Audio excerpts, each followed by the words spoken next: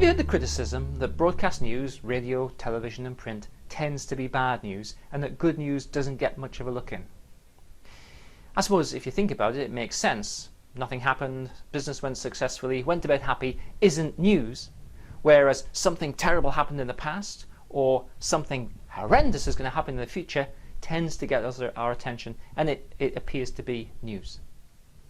Well, in my work with clients, I've noticed that broadcast news tends to mimic, in some respects, the way the brain works. Let me explain, and let me ask you this question. Where do you place a lot of your attention? Where's most of your attention placed? Now, to illustrate what I mean by attention, let me say that if you're doing something which is very detailed, time-consuming, very specific, hard to do, then a lot of your attention is going to be on that problem. So if you're doing a hard mathematical problem, it's going to be on that problem.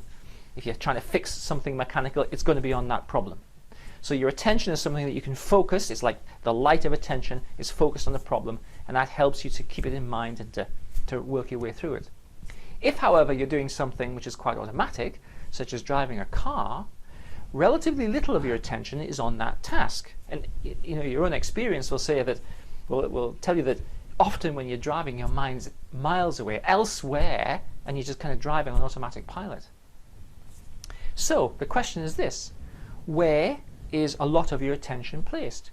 Is it in the past? Is it in the present? Or is it in the future?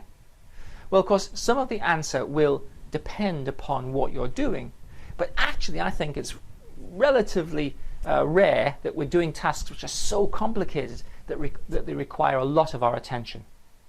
Let me show you why where you place your attention is important. Here I've represented the past, the present and the future on a line.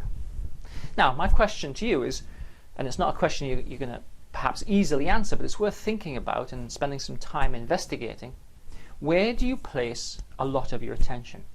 Because if you know where your attention goes, it will give you an insight into the kind of psychological problems you can get from this process if it is maladjusted or it's not working efficiently to help you. Let me illustrate. If you spend a lot of your time with your mind in the past, then if you suffer from depression, it's quite likely, or low mood, it's quite likely that your mind is engaging in some kind of faulty thinking process where you're judging past events as could have done better, could have tried harder, things were poorer than they should have been. You might reinterpret things as illustrative of failure, or you might think that the past has been a very poor experience and that you should have done better. So if you put a lot of your attention into the past and you're using a faulty thinking process which would be indicative of low mood or depression, then you're simply going to give yourself lots of opportunities of reinterpreting memories in a very negative way. So the past, actually, if you put a lot of attention in the past, can be quite depressing. Let's look at the future. Now, the future hasn't happened, but if you put a lot of your attention in the future, it's quite likely, particularly if you suffer from anxiety, that you're going to be expecting quite catastrophic and unpleasant things to happen. You're going to be watchful and wary. You're going to be looking out for things which are threatening, and you're going to be trying to offset problems which you can foresee are occurring. Now, these are all examples of elements of anxiety problems. So if you spend a lot of time in the future, it's quite likely that you're going to be suffering from consequences of anxiety as a result. But what about the present?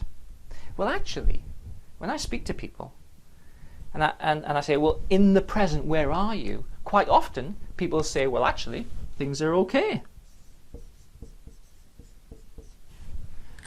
When people interpret the experiences that they're actually having, they're at work, family, social, leisure, friends, financial situations, many people are actually okay.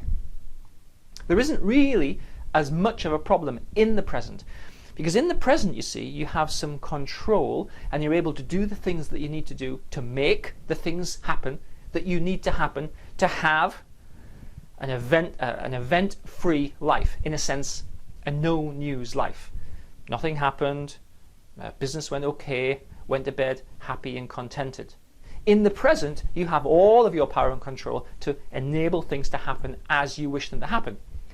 In the past, you have no control. The past is history. But what you do is you reinterpret events and you judge yourself as a failure or having not done as well as you should have done by some standard. In the future, well, the future is a mystery. It hasn't happened.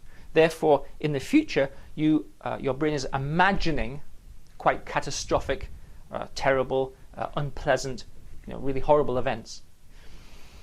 But when you get there, I'm prepared to suggest that they're never normally as bad as you would think they would be, and actually you cope a lot better than you would have estimated that you would have coped. In the past, you have no control, and in the future, you have no control, but in the present, you have control. And that's why it's important to think about where you put your attention. You see, you don't have to put your attention in the past a lot. You don't have to put your attention in the future a lot. We all do it to an extent, but if you do it too much, then we're likely to get elements of depression or anxiety. And what we really need to do is to keep our attention more in the present when things are actually potentially pretty much okay, but the present's the place where we have all of the control to enable us to make our life go as we want it to go. So the task then is to keep more of our attention in the present.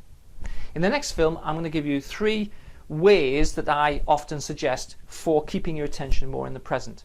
Although it's a tricky thing to do, but it really does pay off dividends, because the more you're in the present, the more you feel that you have control.